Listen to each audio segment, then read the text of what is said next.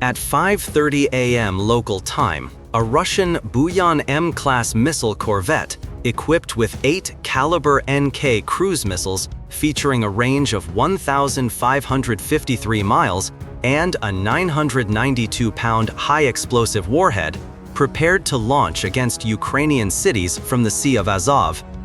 The Bayan-M, measuring 243 feet in length with a displacement of 949 tons, carried the K2 radar system and Pantsir-ME air defense suite. The mission initially proceeded in silence, but that would change in an instant. The Russian sailors remained unaware that 7 Ukrainian drones stalked them. These drones included 3 high-speed Rebaka units with 22-pound shaped charge warheads, 2 Spear drones specialized in radar jamming with integrated ECM systems, and 4 Bover drones carrying 110-pound high-explosive warheads, all remotely controlled via encrypted radio links. But before diving into today's main content, comment 1 if you support Ukraine, or comment 2 if you support Russia, and 3 if you're neutral. Now let's return to today's video content. The lead Rebaka drone accelerated to 249 miles per hour as Russian checkpoint anti-aircraft guns opened fire. The Zu-23-2 automatic cannons, firing 23mm rounds at 2,000 rounds per minute, deployed at the coastal checkpoint, created a dense curtain of fire. The rounds filled the dawn sky. Each 23mm projectile could shred a drone in a flash, and that's when the real problems began. The checkpoint gunner couldn't see the drone, but heard its distinctive engine noise. He fired toward the sound, adjusting his aim at the engine's whine. The Rebaka's electric motor, emitting only 80 decibels, became an unwitting locator in the dawn's quiet. The lead Rebaka abruptly banked hard left, pushing to maximum speed of 268 miles per hour, streaking past before the anti-aircraft barrels could track it. But damage was done. The gunfire alerted all Russian air defense positions within a 6.2-mile radius. Mobile radars like Podlet K1 and P-18 spoon rest activated immediately, scanning airspace at 100 to 170 MHz frequencies with a 155-mile detection range at high altitudes. Ukraine's element of surprise vanished. The drone operator's screen suddenly filled with interference. All drone systems went haywire. Compasses spun wildly.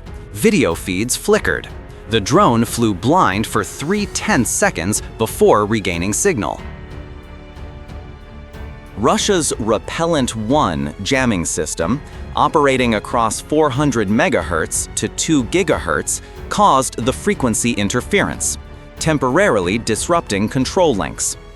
Behind the lead Rebaka, 2 others followed at 30-second intervals. Exploiting the chaos to slip through, these were Spear drones, designed to blind the ship's radar defenses. Each Spear carried 50-watt ECM jammers targeting ship radar frequencies, disrupting target lock capabilities. They had to succeed.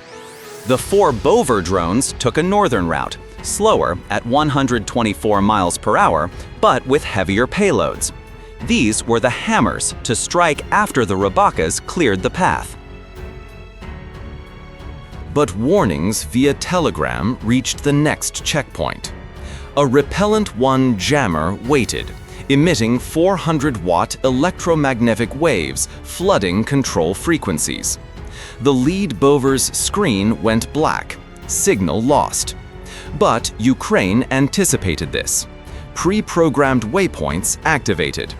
The drone switched to autonomous mode, navigating via accelerometers and optical terrain markers, flying blind through the electromagnetic storm. The Bover's inertial navigation system, using MEMS sensors, maintained directional accuracy for 5 minutes without GPS. 3 minutes later, video signal returned.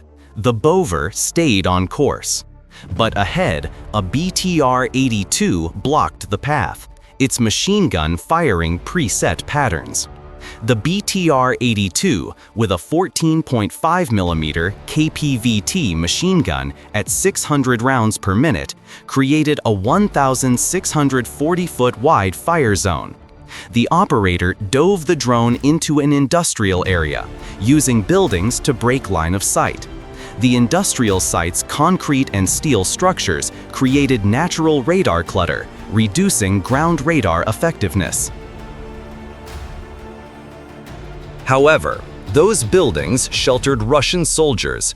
Hearing the drone engines, they swarmed out like a kicked anthill. The drone held 33 feet altitude. At this height, Earth's curvature created radar shadows. A hilltop radar could detect targets at 31 miles at high altitudes, but only 7.5 miles for low-flying ones. Physics became the drone's shield against the BTR. Russian soldiers used AK-74 rifles and PKM machine guns, firing 5.45mm and 7.62mm rounds, but effective range against small drones was about 984 feet. The drones threaded invisible safe corridors, while Russian soldiers fired at sounds and glimpses. But statistics don't lie. Concentrated fire from a coordinated squad finally hit. The third Rebaka spiraled into a parking lot. Its warhead detonated on impact. The blast created a 16-foot destruction radius, wrecking a nearby military truck. 2 Bover and 2 Rebaka drones remained. They couldn't afford more losses. The mission now hinged on precise coordination among the remaining drones, with the sole goal of neutralizing the Bayan-M before it launched missiles. Then the lead Rebaka crested the final hill. The operator's screen showed something that shouldn't exist. Ukrainian intelligence briefing was gravely wrong. Reports omitted the Pantsir-ME system's presence, deployed near shore to protect the ship. In 4 seconds, he had to decide to salvage the mission or lose all drones. The Pantsir launched 6 missiles simultaneously, but these weren't ordinary surface-to-air missiles. These were Pantsir-ME anti-drone interceptors, developed after commercial drones embarrassed Russian air defenses in prior engagements. Each missile weighed only 26 pounds, but carried 200 tungsten balls in a fragmentation warhead, designed for a special donut pattern against small UAVs. The balls would spread at 5,906 feet per second, forming a 33-foot diameter lethal cloud, enough to destroy these drones. The Pantsir operator used a laddered approach tactic, launching missiles at staggered heights. The first at 164 feet, second at 98 feet, third at 33 feet, forcing the drone through at least one fragmentation pattern. The fire control system calculated intercept points based on the drone's current trajectory, creating a 3-dimensional kill box. Each missile had a proximity fuse emitting radio pulses, waiting to detect enough metal nearby to trigger explosion. The system used one RS-21E radar, scanning at 2,000 revolutions per minute, allowing target position updates every 0.03 seconds. But the Rebaka operator studied Pantsir engagements thoroughly. He knew the missiles had a critical flaw, a 1.2-second arming delay after launch, a safety feature to prevent warhead detonation too close to the launcher. At 268 miles per hour, the drone covered 473 feet in that 1.2 seconds. Upon seeing the missile launch flashes, the operator shoved the stick forward, diving straight at the Pantsir. This decision risked exposure to the Pantsir's 30mm cannons at close range, but it was the only chance to breach the defense grid. The missiles streaked over the UAV, but their proximity fuses remained safe, unable to detonate even as the drone passed inches away. By the time they armed, the Rebaka was below them, using the launcher's safety protocol as a shield.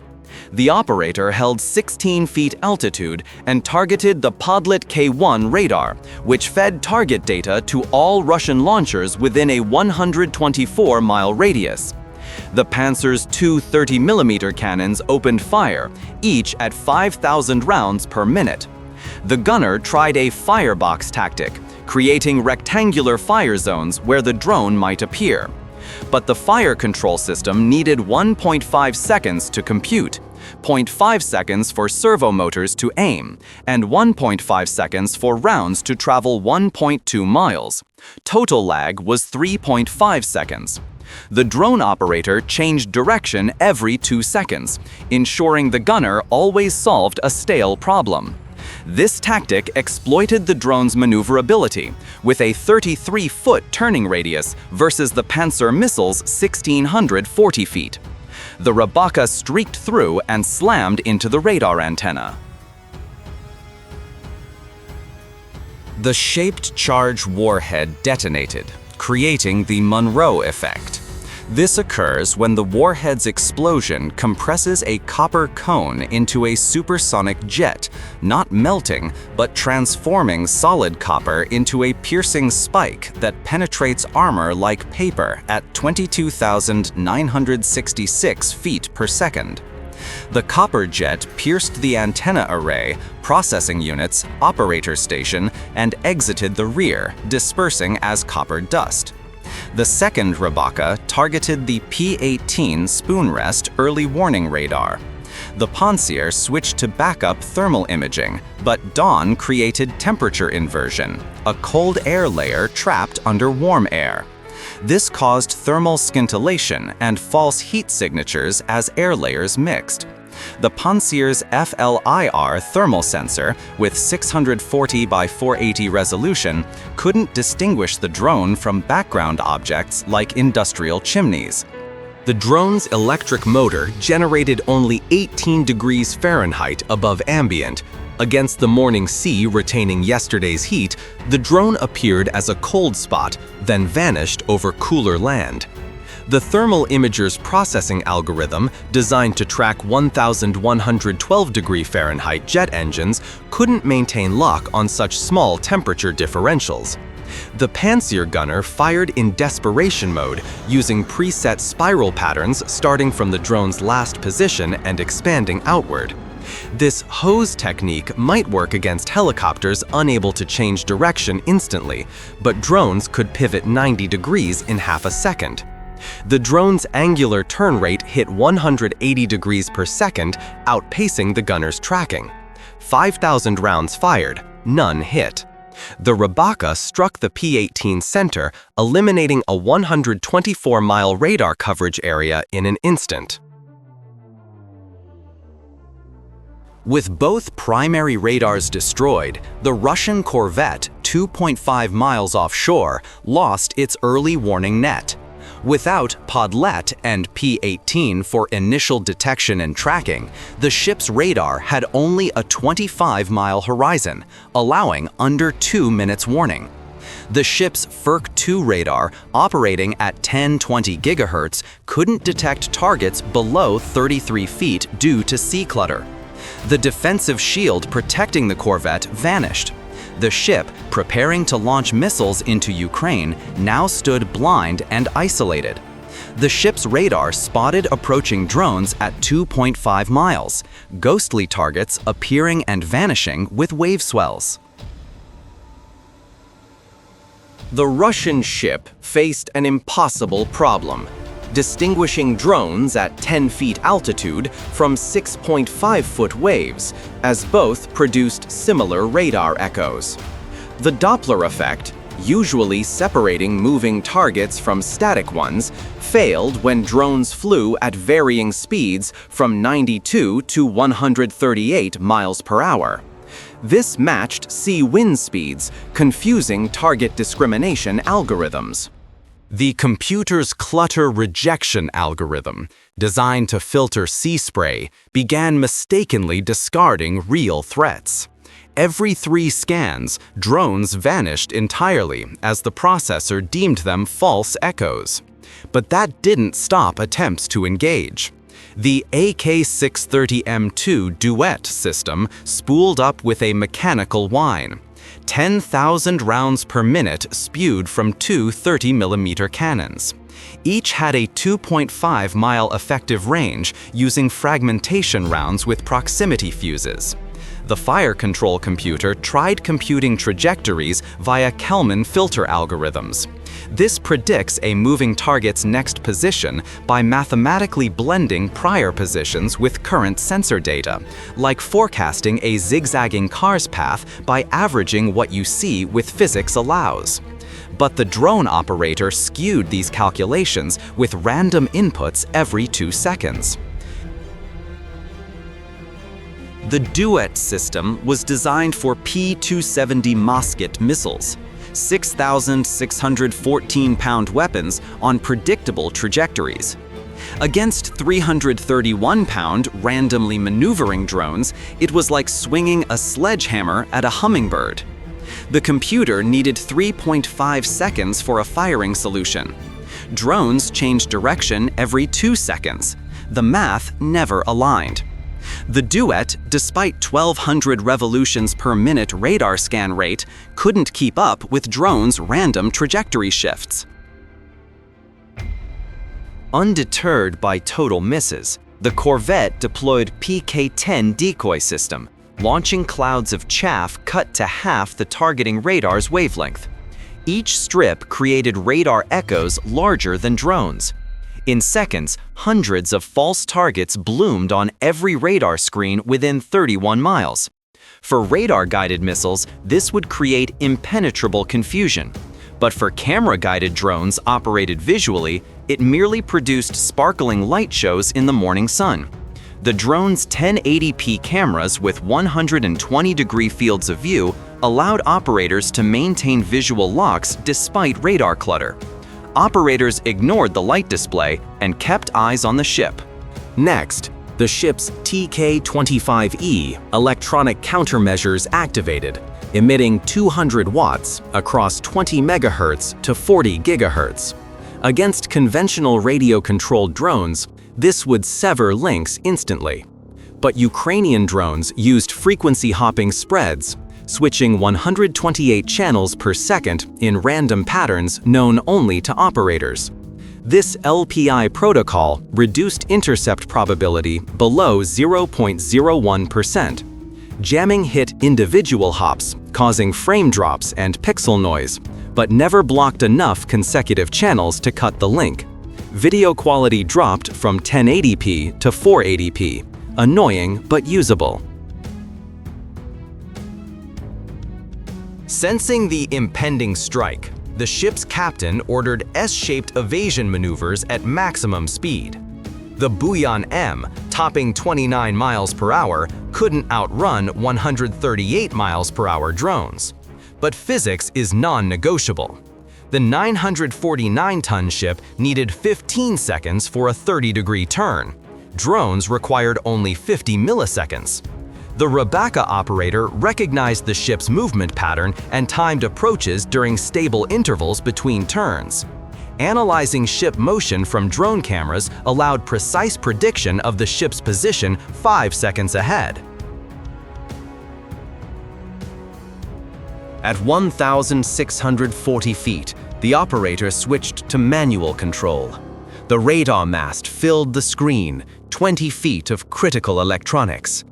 The Duet cannons couldn't depress below -5 degrees. At 656 feet and 10 feet altitude, trigonometry placed the drone below their fire arc. Sailors with PKM machine guns fired from the deck, but faced an impossible problem. The drone crossed their view in 0.8 seconds. Human eyes need 0.2 seconds to focus on moving targets, plus 0.3 seconds to track and 0.2 seconds to aim. By then, the drone moved 328 feet. They were literally shooting at retinal afterimages. The lead Bover targeted the ship's radar mast, housing the entire radar suite. the shaped charge warhead activated to destroy antenna arrays. The mast, containing Furka-2 antennas, was the ship's fire control and communications hub.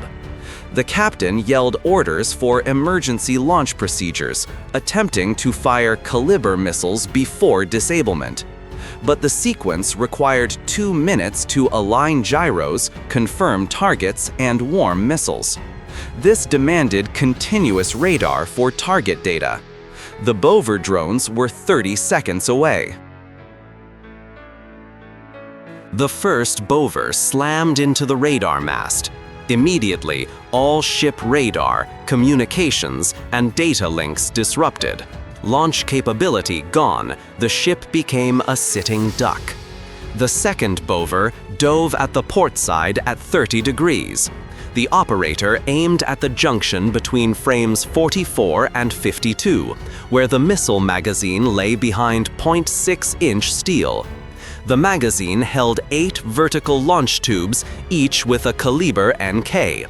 If lucky, the blast would sympathetic detonate stored Kalibrs, turning the ship into a fireworks display. However, Kalibr's safety locks prevented chain reactions, limiting damage to the compartment. At 328 feet, the operator made final adjustments, accounting for the ship's 9-mile-per-hour drift and 3-degree list from sharp turns. The shaped charge needed 90-degree impact for maximum penetration. Too shallow an angle would ricochet. Too steep wasted energy. The operator practiced this 500 times in simulation, but reality included unmodeled variables, adrenaline-shaking hands, seawater on camera lenses, and awareness that missing meant comrades enduring more Kalibr barrages. This psychological pressure raised the operator's heart rate to 140 beats per minute, but 200 hours of sim training maintained accuracy. The Bover struck precisely at the missile magazine's forward bulkhead. The shaped charge, a copper cone surrounded by explosives, created the Monroe effect. The blast focused into a molten metal jet at 22,966 feet per second. The 0.6-inch steel was like tissue. The jet penetrated, spraying molten copper over munitions and missile components. The second Bover hit the missile processing gear linked to vertical launch tubes. The blast destroyed VLS fire controls, fully paralyzing the ship's offensive capabilities. Hydraulic pumps, fuel lines, and electrics turned missiles into scrap. The explosion breached 3 separate systems simultaneously. Hydraulic fluid at 3,000 psi sprayed across electrical panels, sparking instant fires. Missile coolant lines ruptured, releasing toxic hydrazine derivatives. Most critically, warhead safeties disengaged, leaving 8 armed but useless Kalibrs. Despite heavy damage, the corvette didn't sink. It limped back to port 12 hours later, with blackened superstructure, holed hull, and smoke rising from internal fires. Recovery would take at least 18 months, if Russia could source parts amid sanctions. Radar and electronics components, mostly pre-war European imports, were now nearly irreplaceable. The 8 Kalibrs intended for Ukrainian cities remained unfired. Ukrainian operators in a bunker 186 miles away had crippled a $500 million warship using Alibaba-sourced parts. 30. Comparing total damage versus investment for both sides reveals significant cost-effectiveness disparities. Russia invested about $500 million in the Bayan-M corvette, including construction, weapons, and radar systems, plus 8 Kalibr NK missiles at roughly $1 million each, totaling $508 million. Damage included loss of ship combat capability, with estimated $200 million repair costs and 18-month timeline, plus a $10 million coastal radar network, Podlet K1 and P-18. Russia's total estimated damage reached $710 million, excluding operations and personnel costs. Meanwhile, Ukraine used 7 drones, totaling $350,000, losing 1 Rebaka valued at $50,000 in the attack. Ukraine's total loss was about $50,000, achieving neutralization of a warship and prevention of a missile strike. The Russia to Ukraine cost-damage ratio stood at 14,200 to 1, demonstrating the overwhelming advantage of low-cost drone tactics against high-tech targets. Comment 1 if you support Ukraine, or comment 2 if you support Russia, and 3 if you're neutral.